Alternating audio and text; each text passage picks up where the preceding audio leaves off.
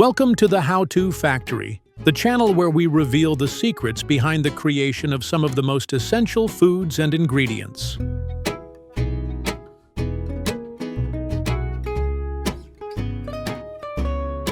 Almond milk, creamy, plant-based, and packed with nutrients, has become a go-to alternative for everything from cereal and smoothies to lattes and baked goods. Whether you're dairy-free, vegan, or just love the subtle, nutty flavor, almond milk is a staple in fridges around the world. But how does this simple nut become a silky beverage? Today, we're taking you inside the factory to uncover how almonds are transformed into the almond milk you pour into your morning coffee or favorite recipes. Believe it or not, almond milk isn't a new trend. It actually dates back to the Middle Ages. Back then, it was used as a plant-based substitute for dairy milk during religious fasting periods, especially in parts of the Middle East and Europe. Its long shelf life made it a reliable choice before refrigeration was standard. Fast forward to the 21st century, and almond milk has surged in popularity thanks to the rise of veganism, lactose intolerance awareness, and the demand for healthier dairy-free options. Today, it is one of the most widely consumed plant-based milks globally, competing with soy, oat, and coconut milk on supermarket shelves. By the way, if you love learning how your favorite foods are made, consider subscribing to the channel. We post videos just like this every week, and your support helps us a lot. It all starts with the almonds themselves. Most almond milk manufacturers source their almonds from California, which accounts for approximately 80% of the world's almond supply. These almonds are harvested annually and then stored in climate-controlled facilities to maintain their freshness. The nuts are cleaned, shelled, and sorted to ensure only the highest quality almonds make it into the production line. Once the almonds arrive at the factory, they are first soaked in water for up to 12 hours. This soaking process softens the almonds, helping to release their natural oils and nutrients. In large-scale operations, soaking is done in massive stainless steel vats with continuous temperature and time monitoring. The soaking water is then drained and filtered to remove any impurities or residue. Next, the soaked almonds are transferred to high-speed industrial blenders, where they are combined with fresh, filtered water. The typical ratio in factories is around 1 part almonds to 3 or 4 parts water. The almonds are ground into a fine paste, creating what's called almond slurry. The mixture is then passed through fine mesh strainers or centrifugal filtration systems to separate the liquid from the solids. What's left behind is almond pulp, which is often repurposed for animal feed, baking mixes, or even cosmetics. Now it's time to make the almond milk shelf-stable and safe to drink. The freshly filtered almond milk undergoes pasteurization, where it is heated to a specific temperature to kill off any harmful bacteria without altering its taste or nutritional content. After that, the milk is homogenized, a process that uses high pressure to break down fat molecules, ensuring a smooth, consistent texture and preventing separation. At this stage, many brands add vitamins and minerals, such as calcium, vitamin D, and B12, to match or exceed the nutritional value of dairy milk. Depending on the product line, natural sweeteners like cane sugar or stevia may be added, and flavorings such as vanilla, chocolate, or honey are blended in. Some versions remain unsweetened for people watching their sugar intake. The finished almond milk is now ready for packaging. It's pumped into sterilized bottles or cartons through automated filling machines that measure precise quantities to ensure consistency across every unit. The containers are sealed, labeled, and passed through a final quality control check. Some almond milk is packaged in aseptic cartons, which allow it to be stored unrefrigerated until opened, while refrigerated varieties are shipped directly from cold storage to stores. And that's how almond milk is made, from soaking and grinding almonds to pasteurizing, flavoring, and bottling. a product that has found its way into kitchens all over the world. What began centuries ago as a dairy alternative has evolved into a multi-billion-dollar industry. Whether you pour it over cereal, blend it into your smoothie, or froth it for a latte, you can now enjoy it with a new appreciation for the process behind the pour. Fish sticks, those crispy, golden staples of family dinners and school lunches, are more than just a quick bite. Whether they're stacked into fish tacos, served with dipping sauces, or baked to perfection for a nostalgic comfort meal, fish sticks are a freezer aisle favorite for a reason. Easy to prepare, kid-approved, and endlessly versatile, they've been a mealtime hero for decades. But have you ever wondered how they go from ocean to oven? Today, we're taking you behind the scenes to see how factories turn fresh white fish into the perfectly breaded, ready-to-cook fish sticks we all know and love. Fish sticks were first introduced in the 1950s, when the seafood industry sought ways to make fish more accessible, less perishable, and more appealing to busy families.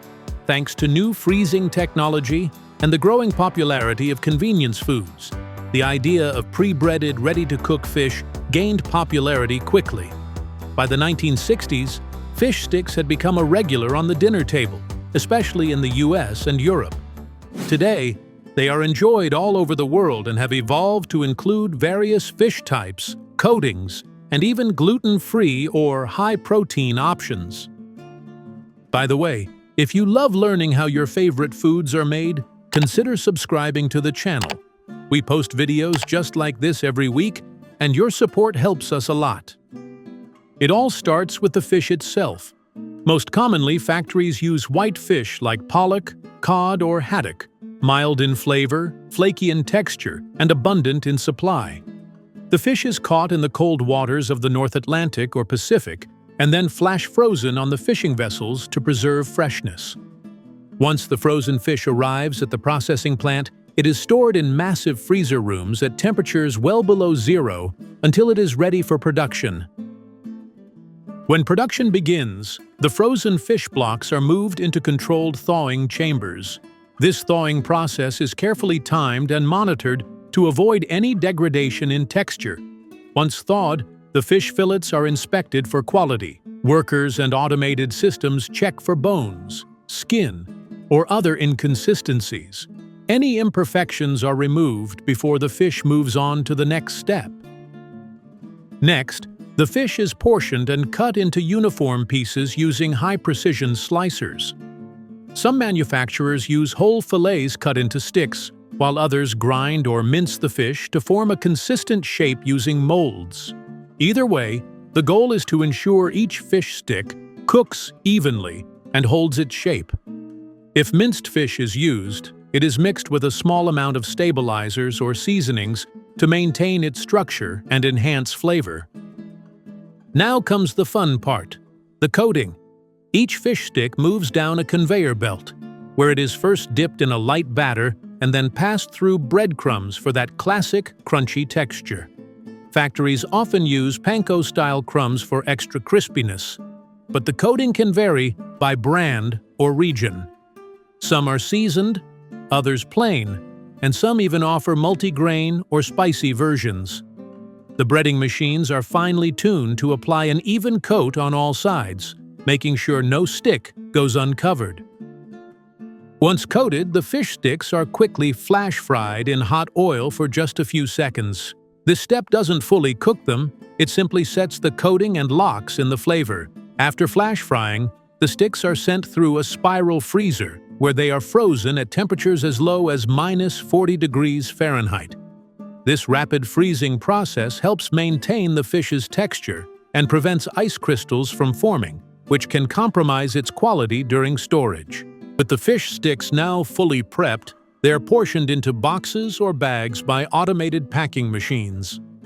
These machines weigh each batch to ensure consistency, seal the packages to keep out moisture, and label them with all the necessary nutritional and storage info. Once packed, the fish sticks are loaded onto pallets, moved into freezer trucks, and shipped off to grocery stores around the world. And there you have it, the journey of a fish stick from ocean to oven. A simple idea that stood the test of time. Fish sticks combine convenience, taste, and just the right amount of crunch.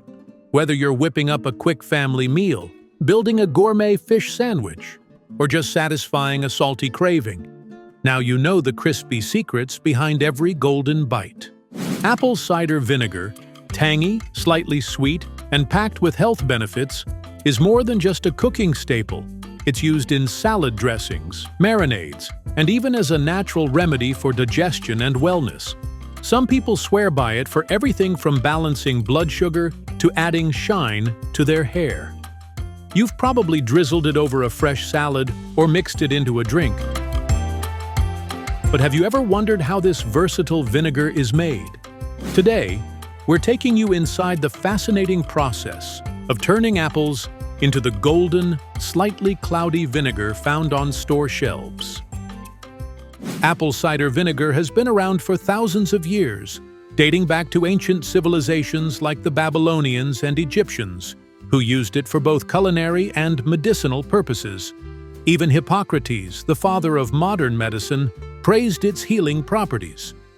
Over time, the process of making apple cider vinegar has evolved, but the basic principles remain the same: fermentation, patience, and quality ingredients. By the way, if you love learning how everyday foods are made, consider subscribing to the channel. We post videos like this every week, and your support helps us. It all starts with fresh apples, usually a mix of different varieties. To achieve a balanced flavor, these apples are sourced from orchards and arrive at the factory, where they're washed and inspected for quality. Once cleaned, they're crushed into a thick, pulpy juice, the base that will eventually become apple cider vinegar. The first step in the transformation is alcoholic fermentation. The apple juice is placed into large stainless steel vats, where natural or added yeast breaks down the sugars, converting them into alcohol. This is how apple juice turns into hard cider, the crucial first stage in vinegar making. Next comes acetic acid fermentation. Special bacteria, known as acetobacter, are introduced to the cider, and with the help of oxygen, they begin converting the alcohol into acetic acid, the compound responsible for vinegar's sour taste. Depending on the production method, this process can take several weeks or months. For traditional apple cider vinegar, aging plays a key role. Some batches are transferred into wooden barrels, often oak or chestnut, where they develop deeper, more complex flavors over time. This slow fermentation creates the raw, unfiltered vinegar that contains the mother, a cloudy substance rich in probiotics and enzymes. The mother is believed to offer additional health benefits, which is why many people seek out unpasteurized versions of apple cider vinegar. In large-scale production, a faster method called submerged fermentation is often used. This involves large tanks where bacteria grow on floating wood chips, increasing surface area and speeding up fermentation. While this results in a quicker turnaround, the final product still retains the tangy, fruity notes that make apple cider vinegar so distinctive. Once fermentation is complete, the vinegar is filtered. Some varieties are left raw and unfiltered, keeping the mother intact, while others are pasteurized and filtered for a clearer, more refined product. Finally, the apple cider vinegar is bottled, labeled, and shipped worldwide. Whether it's a raw, organic variety or a more processed version for everyday use, each bottle contains a careful fermentation process that transforms simple apples into a product used in kitchens and health routines everywhere. From ancient remedies to modern wellness trends, apple cider vinegar has remained a staple in homes worldwide.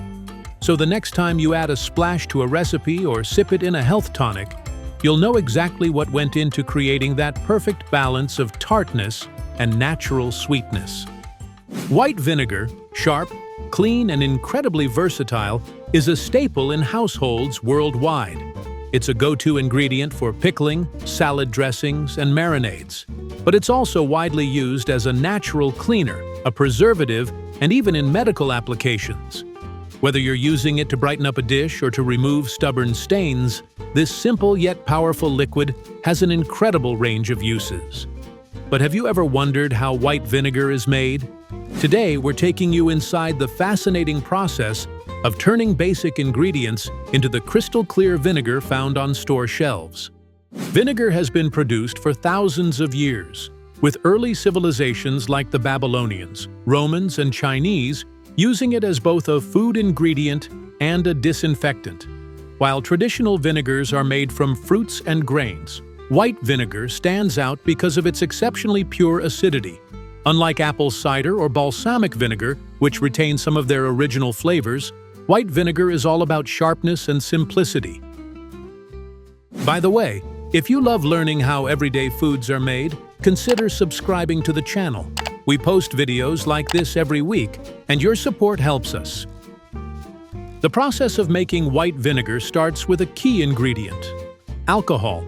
While other vinegars are made from fermented fruits or wines, white vinegar is usually derived from grain-based ethanol, often from corn, wheat, or sugar beets. These grains are fermented to produce a neutral alcohol, which serves as the base for the vinegar. The first step is alcoholic fermentation. The starches in the grains are broken down into simple sugars and then converted into ethanol by yeast. This results in a high-proof alcohol, similar to the base used for making spirits like vodka. Next comes the crucial step: acetic acid fermentation. Acetobacter bacteria are introduced to the alcohol, and with the help of oxygen, they begin transforming the ethanol into acetic acid. This is what gives vinegar its signature sour taste. In traditional methods, this process could take weeks or even months. But modern factories use a submerged fermentation method, where the bacteria grow on floating wood chips or in aerated tanks, dramatically speeding up the transformation. Once fermentation is complete, the resulting vinegar is diluted to reach the desired acidity level, typically around 5% for household use, though cleaning-grade white vinegar can be even stronger. The vinegar is then filtered and sometimes pasteurized to remove any remaining bacteria, ensuring a long shelf life. White vinegar is nearly ready to be bottled at this point, but some variations may undergo additional processing. Distilled white vinegar, for example, is purified further to remove any remaining organic compounds, leaving behind an ultra-clear, odorless liquid. Finally, the vinegar is bottled, labeled, and shipped to supermarkets, restaurants, and households worldwide. Whether it's being used in the kitchen for household cleaning or even in scientific applications, white vinegar remains one of the most useful and widely produced types of vinegar in the world. From ancient preservation techniques to modern industrial production, white vinegar has remained essential to daily life. So the next time you use it to add a tangy kick to a dish or to freshen up your home, you'll know exactly what went into creating this simple yet incredibly powerful liquid. If you enjoyed this behind-the-scenes look, don't forget to like, subscribe, and hit the notification bell for more factory-made insights. Have a favorite food you'd like us to explore? Let us know in the comments below. Thanks for watching The How-To Factory. Let's dive into the world of avocado oil, a nutrient-packed, versatile oil gaining popularity worldwide. How is this liquid gold extracted from humble avocados? Let's find out.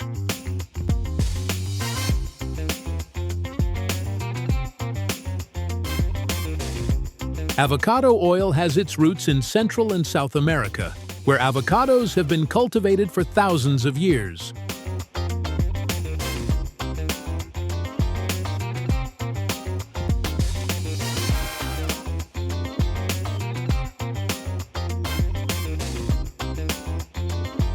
Indigenous peoples prized the fruit not only as food, but also for its medicinal properties. While avocados were enjoyed fresh for centuries, the idea of extracting their oil is relatively modern, gaining momentum in the 20th century. Today, avocado oil is a global phenomenon, loved for its health benefits and culinary uses. The journey begins with avocados, primarily sourced from countries like Mexico, the Dominican Republic, Peru, and Kenya, regions known for their ideal climates for growing high-quality avocados. Factories often work with local farmers to ensure a steady supply of ripe avocados, which are prized for their high oil content and creamy texture. By the way, I post videos on how food is made every week. If that sounds like your kind of thing, please consider subscribing. It really helps a lot. Once harvested, the avocados are transported to the factory, where they are meticulously sorted. Workers remove any damaged or underripe fruit, ensuring only the best avocados make it into the production process. Advanced sorting machines may also be used, employing lasers or cameras to detect imperfections. The avocados are then washed to remove dirt and debris from their skins. After cleaning, the fruit is fed into machines that slice it open and separate the pit from the flesh. The skins and pits are set aside, often repurposed as animal feed or compost, ensuring minimal waste. The avocado flesh is mashed into a smooth paste using industrial grinders. This process is gentle to preserve the fruit's nutritional properties, like its high levels of monounsaturated fats, antioxidants, and vitamins. There are two main methods for extracting avocado oil: cold pressing and centrifugation. This traditional method involves applying gentle pressure to the avocado paste.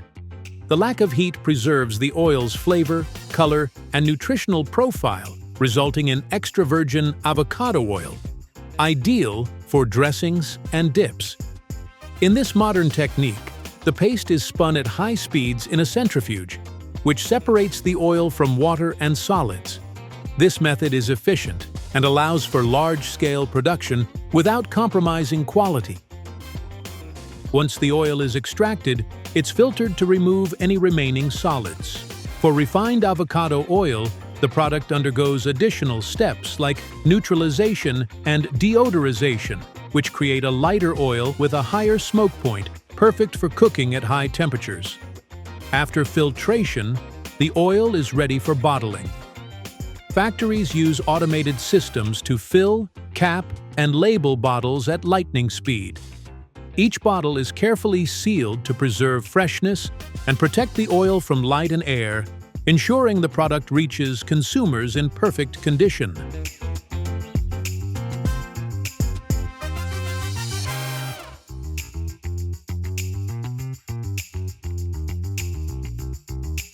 Avocado oil is one of the most versatile oils on the market. In the kitchen, it's used for sautéing, frying, baking, and as a base for salad dressings and marinades. Its high smoke point, up to 520 degrees Fahrenheit, makes it ideal for high-heat cooking. Outside of cooking, avocado oil is celebrated in the beauty industry for its moisturizing and anti-inflammatory properties. It's a key ingredient in lotions, hair treatments, and even cosmetics. Some even use it as a natural sunscreen or massage oil. And there you have it, the journey of avocado oil from farm to bottle. Whether you're drizzling it over a salad, searing a steak, or nourishing your skin, avocado oil is a testament to the amazing versatility of nature's bounty. Now let's explore the world of coconut oil, an incredibly versatile oil used in kitchens, beauty routines, and even medicine. Have you ever wondered how this miracle oil is extracted from coconuts? Let's dive in. Coconut oil has been a part of human life for centuries, originating in tropical regions like Southeast Asia, the Pacific Islands, and India. Ancient civilizations used it for cooking, skincare, and even traditional medicine. With the rise of health-conscious lifestyles, coconut oil has gained worldwide popularity, prized for its unique flavor and natural health benefits.